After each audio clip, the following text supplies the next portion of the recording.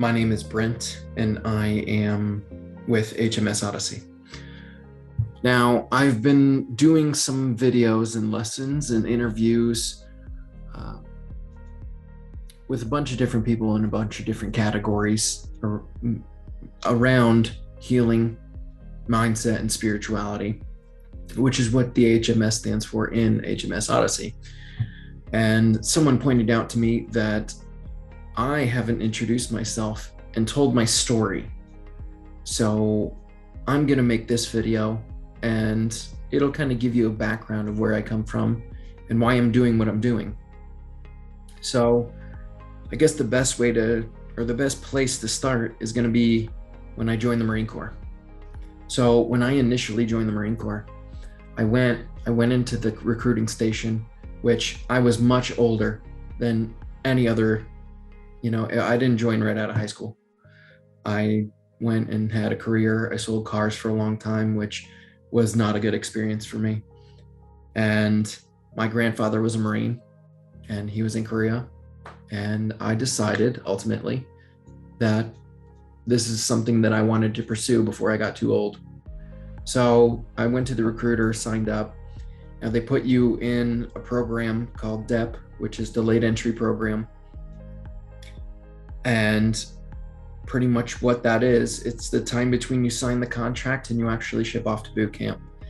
And for the Marine Corps, you have to go and do exercises during the week, which is very, very, very beneficial. And I am highly appreciative of the training that we did before I actually got to boot camp. But that's not what this is about. This is about my journey through that. And I remember a kid coming into the recruiting office on one of the days that we were exercising, and he was 18 years old, or turning 18. He was very young. And he came in and he said, "I want to be an officer." And they were like, "Well, this isn't exactly the officer recruiting. We're enlisted, et cetera, et cetera." So, this kid was a little overweight, just like I was. And they asked him to stay and do the exercises. And when he agreed. So when someone comes in, we try to push them, we help them along, we give them words of encouragement, and really try to show them what being a Marine or becoming a Marine is all about. So I would leave every day because I had work, because I was older and lived by myself, and etc. So I would leave every exercise day probably about 30 minutes before they actually called it quits. So that day, the kid, he was really exhausted, let's say that.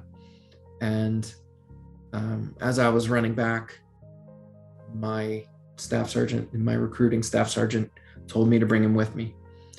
So here I am, I'm jogging back, and he's walking slowly. And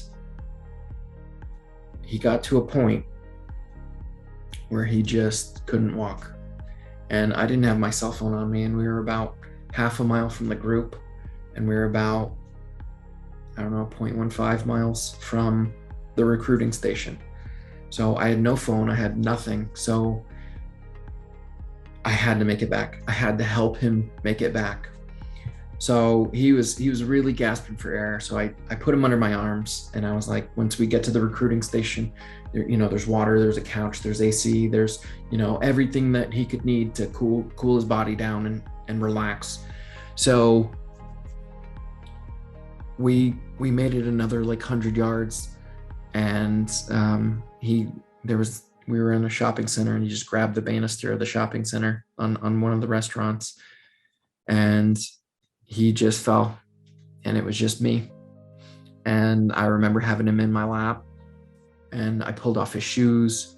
I did everything I could to cool him down. And I guess someone saw me from inside the restaurant, because after about 30 seconds or so, someone ran out and asked if I should call 911. And I was like, yeah, absolutely. So I heard the ambulance coming, and I was, encouraging him. They got some ice water, etc. And we were trying to keep him calm and cool, etc. And he didn't make it, is the long story short. That was really rough. And then I had higher ups in the Marine Corps come down and interview me, make sure I did nothing wrong, etc., which I didn't do anything wrong. I actually did exactly what I was supposed to do, and probably a little more than what would be required from them. But that was a scary experience, and that was my entrance into the Marine Corps, was being interviewed and told I might go to the brig, even though I'm not a Marine, for something that happened at that time, and all the stars aligned. And it was just a really bad spot. So we're going to fast forward a little bit. I go in, I become a Marine, go through combat training, go through my schools, etc. And at the end of my schooling, I was PCSing, so I was changing duty stations. And during the move, I was driving, and on my way to the next duty station, an 85-year-old lady, I'm sorry, context. We're on a 2-lane highway. I'm driving behind an RV that's probably about 3 car lengths ahead of me. And an 85-year-old lady, I'm not too clear on what exactly happened, but there were 6 eyewitness accounts of what happened, and no one saw her in the driver's seat of the car. Anyway, it's 55 miles per hour this way, 55 coming this way. So she's coming this way. She passed out or whatever and hit the RV in front of me and tore its axles out and kicked him off to the side. And because the RV was so big in front of me, obviously I couldn't see it coming. But they slid off, and I just turned the wheel about this much. Apparently that saved my life and my girlfriend's life. But it hit us head on, and I was pinned inside of the car. I broke all 4 limbs, 13 bones in total. Now, I'll just show you right now. I'll show you the pictures that I have. It's nothing gruesome, nothing grotesque. But here is the car. So this is our car, and we were headed this direction. You can see the RV right up here. And then she was coming down this direction, and she hit us head on. I mean, you can see all the wreckage. I mean, very clearly. There was the seat that I was sitting in, and I'll tell you a story about that in just 1 second. I have one more picture I'd like to show. And here's the car from the other angle. And this was her car. So I remember everything about the accident. I did not lose consciousness in this accident. I remember everything. So I remember getting hit, and I remember, actually, I'll show you right here. This right here, this part of the car hit me in the chest. It hit me right here in the chest and broke one of my ribs. I remember my leg looking like Harry Potter's lightning bolt on his head. That was my femur. That's what it looked like. And then I remember looking at my arm right here, and I was looking at the meat and bone. And I remember seeing blood droplets going down. And I was like, okay, I didn't hit a major artery. Like there's a chance I'm probably gonna live from this. I laugh about it now. Then it wasn't so funny, but I also got scars down my face, split open my face, split open my nose, cut my gums, almost cut my teeth out. But I'm sitting there spitting glass, and I remember these 2 18-year-old kids running up to the passenger. No, I'm sorry, the driver's side window. And I was like, hey, my name's Brent. I'm a Marine. Can you call the ambulance? And they were like, yeah, we already did that. And my girlfriend was with me. She was the one who picked me up to change duty stations. She was in the passenger seat, and I asked them to get her out. They did. Our dog was in the car. She survived. She's fine, ironically. Got her out. Now, I had to sit in the car for about 45 minutes. And yeah, there was a lot of strange feelings going on in my mind. So just fast forward to the firemen showing up. So they come up and they assess the vehicle. They're talking to me. We had a small conversation. I told them I was okay. And they were like, all right, we're going to have to get you out. So we're going to use the jaws of life and we're going to cut the doors off. Okay, that's fine. So they get the mat. They throw a mat over my head to protect me from any extra glass or anything like that. It's pretty standard procedure. They cut the doors off. Then they look at me again and they're assessing, and there's 4 firemen there. And they're like, there's no way we can get you out. Like, we don't see a way. So we're going to have to cut the roof off. Okay. So I'm sitting there. Blanket goes over the head again. At that time, the EMTs showed up. There was 2 EMTs, so one stood there with me. They pull out this giant saw, like probably like that big, and they cut off the roof of the car. Then they all take a step back, EMTs, firemen, everybody's staring. We can't figure out a way to get you out. That's what they told me. They were like, we're gonna have to cut the car in half. And like in that instant, it was just like something different. And I just stopped and I was like, you know what? I was like, no, you don't have to do that. And they were like, what are you talking about? And I was like, I'm gonna tell you how to get me out of the car. And they were like, what? And I was like, I'm gonna tell you where to stand, and that's how you're gonna get me out of the car. I'm gonna tell you what to do. And they were like, you sure? And I was like, absolutely. So what ended up happening was, let me see if I can actually see it in this picture. So, okay, yeah. So you'll see that the seat is reclined. So I was right in here, jammed up all in here.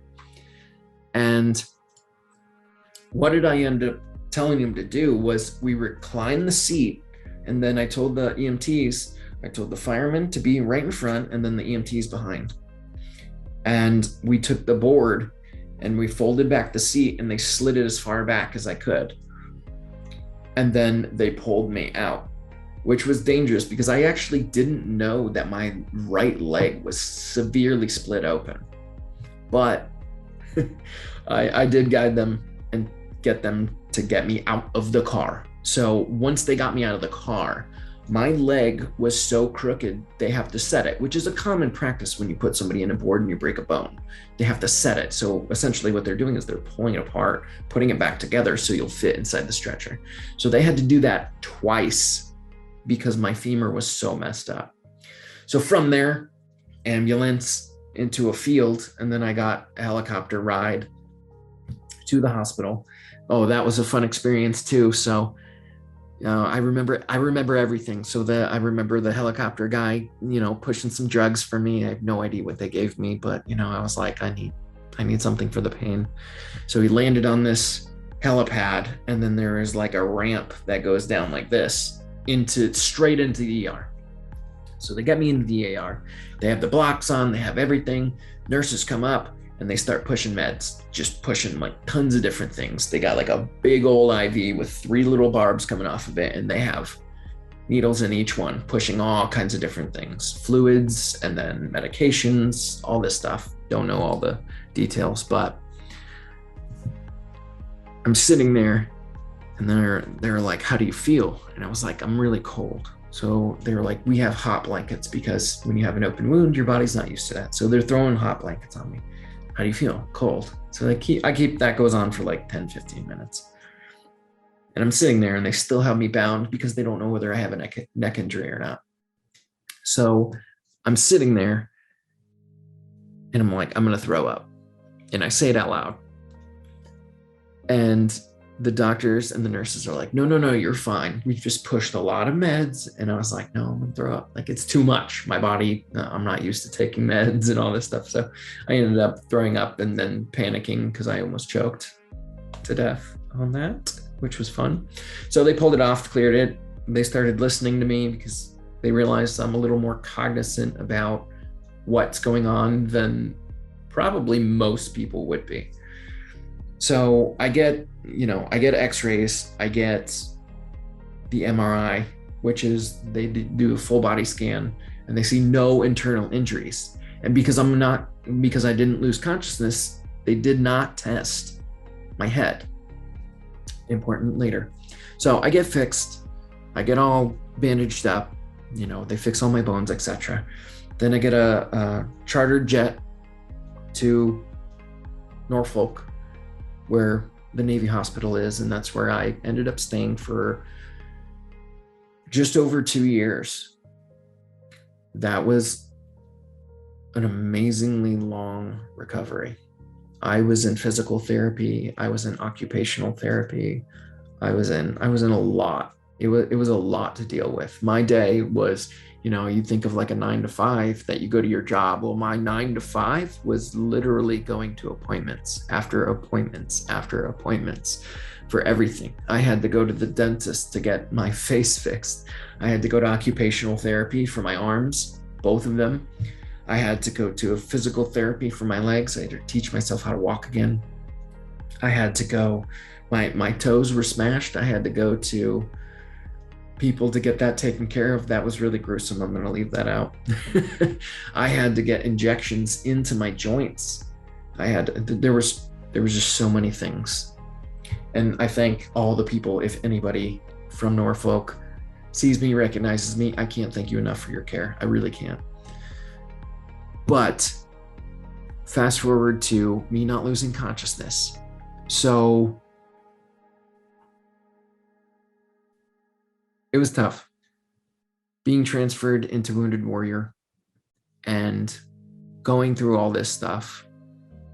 And then also trying to get, obviously, they weren't going to let me back in. I had surpassed their time allotted for being injured and then coming back and returning for on duty. So I was just dealing with paperwork all the time. And that's when I really started to notice all of my cognition problems, my memory problems, my inability to form sentences or grasp words. There was a lot of fog, mental fog that I had. So it's not something that they tested for. So I had to pursue that myself. So first I went to a therapist and told them everything, and then they lined it up and they actually formulated how to test for this TBI. And it includes like an IQ test, and then they do a couple other things. And my IQ test came back and I lost 7 points. And then they did the other test, and then they determined that I had a moderate TBI. So I'm sorry, traumatic brain injury is TBI. So we go through everything, go through all my care. I get separated from the Marine Corps, and I didn't really have any idea what I was going to do. I mean, I liked the Marine Corps. I really did. I had aspirations to be a drill instructor. I had aspirations to do so many things within the Marine Corps. And, the universe said that that's not my path. And that's okay. I had an adversity.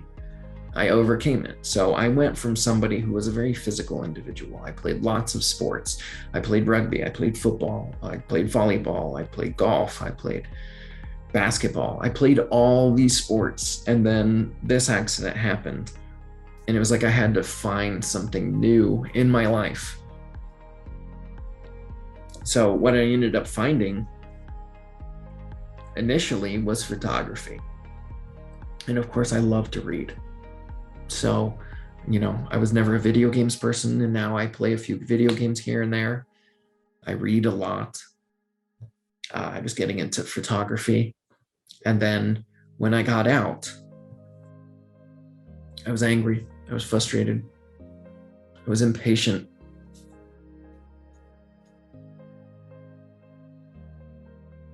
It was a lot. It was a lot for me, and it was a lot for my girlfriend, and she definitely didn't deserve that. But I felt like I couldn't control it. It was like, it was difficult to say that. I didn't feel like myself. like a part of me was missing.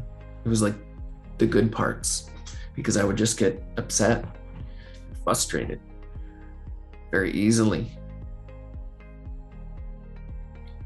So anyway, my girlfriend ended up finding a program called Bank. It's a personality methodology. So one of their slogans is, crack somebody's code and you can figure out why they buy in 90 seconds or less. So, she wanted to use this for business. And when I heard the owner speak, I knew that it would help me become me again. Like I just had this innate feeling that like this was something that I needed to do to help me. So they offer a 12-week program based on 6 intelligences, which I'll leave descriptions if anybody is interested in it. But I went through the course and I found this guy who had the same code as me. And every time he spoke, it was like I was listening to myself speak. But maybe a little, he was very articulate and he could form his words very nicely. And I had like a true tough time struggling finding those words. So it was like I was listening to myself, but like the better version. I don't know if that's the right way to say it, but I'm just going to leave it like that for now. So every time this guy spoke, I just got angry and frustrated. And I remember we were probably about 5 weeks in, and we were going through a business portion. And I got so angry and frustrated because he went on a little rant for like 3 or 4 minutes. And I actually love the guy. Like after I'll explain what happened, but then afterwards, I love the guy, man. We talked a lot. He's a really good individual. But in that moment, I was really struggling to listen to him and I would get frustrated. So I know that one of the ladies in there, she was one of the ladies that helped us get into the program. She was very spiritual. And I wasn't really involved in anything spiritual yet, but I knew that she was calm and she had like this presence about her that would help. So I get really frustrated. My girlfriend's still on the call and I leave and I call her and she's on the call too. So I talked to her for a little bit and she ends up leaving and going back into the class. But then I just get like so angry. I got so like my anxiety, my stress, my frustration, my anger, just like, it was like it boiled up inside of me and it just filled every crevice of my body. And at that moment, I still remember it, standing in the parking lot of the apartment that we lived in, being so frustrated, something just snapped. And it was like I could feel my heart for the first time.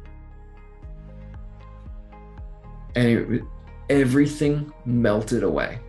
Everything was gone.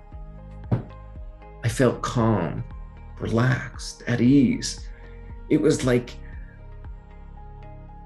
you pull a rubber band so much and the tension builds and builds and builds until it can't anymore. And then it just breaks and then it's free. That was me. So I ended up going back and catching the tail end of the call, feeling like a different person. My girlfriend even noticed. She was like, there's something different about you. So I said, let's go take the dogs on a walk. I kind of want to like talk about what happened and work it through my head and see if she had any advice. So we go for a walk. And as we're walking our dogs, we run into one of our friends who also lives in the neighborhood. So we bump into him. I'm like, what's up? How's it going? Blah, blah, blah. And as I'm looking at him, it's the weirdest thing I've ever experienced at that point. So I looked at him and I saw his aura. I saw like a glow about him, and I saw like red and I saw black, and they were kind of swirled in the middle. And it was like, it felt like the red was him, and then the black was like a darkness in him. And then they were conflicted in the middle. So I was like, are you okay? Yeah, man, I'm fine. Whatever. I'm like, are you sure? And he's like, yeah, man, I'm good. Blah, blah, blah. We ended up leaving, parting ways. And in about a week, he called us and asked us to come over and watch a football game. So, of course, we said, yeah, we're out there. He's like, let's go play some cornhole, have some drinks. So we set up the cornhole, and everybody's at the end where his apartment is, and myself and him were at the other end. And I turned to him after a couple shots, and shots of the cornhole, not of liquor. So I turned to him and I was like, hey, you remember the other day when we saw you and I asked if everything's okay? And he was like, yeah, why? And I was like, all right, man, this is going to sound crazy, but I saw, and I explained it to him. I saw the red, I saw the black, I saw them swirling.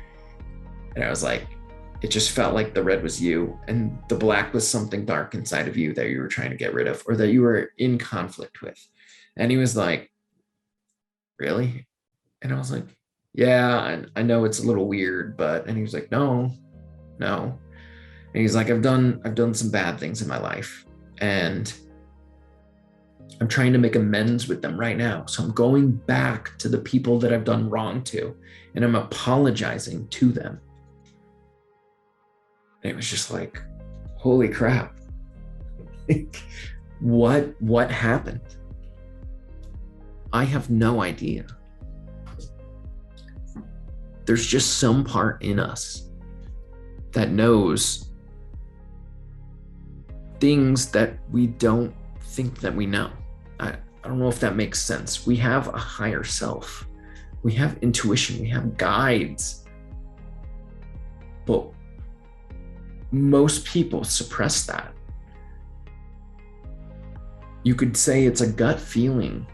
You could say, an angel guided you. We have these things. We have this ability to be guided in a certain direction that's right for us in that moment.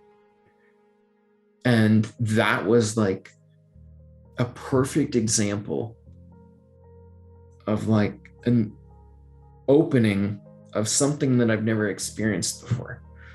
So that was like a huge catalyst. So going from the bank seminar and getting angry, and then that pop, and then seeing that, and then the verification of what happened. What I saw is actually what I saw. It's like he confirmed that what I saw was actually happening. So that started a whole new world. It like opened up this whole spiritual world. And I just got extremely fascinated. I ended up going to Tony Robbins events. I went to every single one of them. I got an energy coach. I got a self-love coach. I got a lot of people to help me in my life for myself.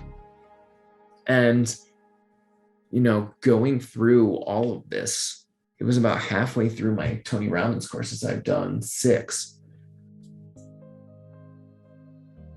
I realized that I have the capability to help other people. What I went through, it's a traumatic experience. And I grew from it. They say in every story, people start out as the victim, right? Everybody starts out as a victim. From that point, you either become the hero or you become the villain. So how do you define that? How do you define which way you want to go? Well, it's simple, really. It's your mindset. People can go through trauma and come out stronger on the other side, or people can go through trauma and live in that victimhood and become the villain. And I was headed down that path. I didn't let the accident define who I was going to be from then on. But my mindset, the TBI, had such a profound experience. And it just changed who I was. Like the frustration, the anger, the difficulty of it all. I worked through it. If I gave up, I wouldn't be the person that I am sitting here helping other people today. So I went through all these courses. I read all these books. I got so involved in reading everything here. I haven't read it all, but I've read tons of it.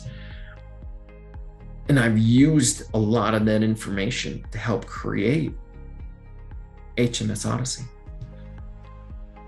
So I will be posting videos on here to help people, to help veterans who are going through times of need, times of hardship, times of,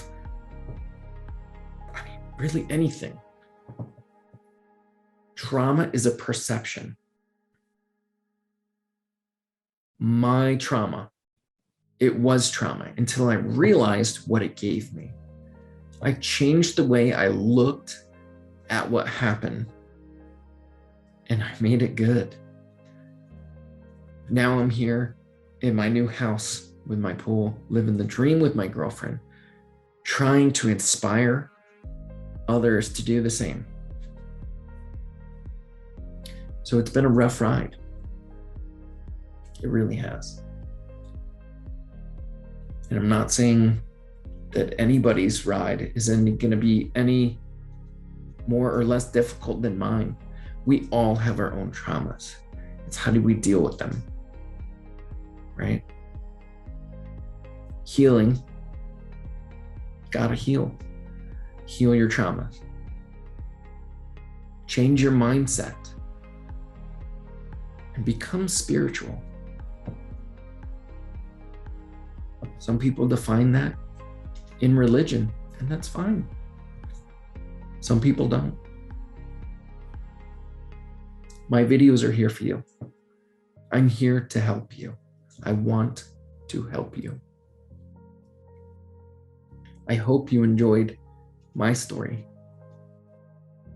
I hope you learned something or inspired you to do something. That's all I care about.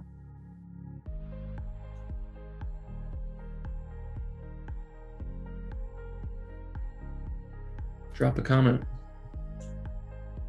Talk to me. I'm here for you. I love you guys. Empower your life's quest. Empower your life's quest. Bye.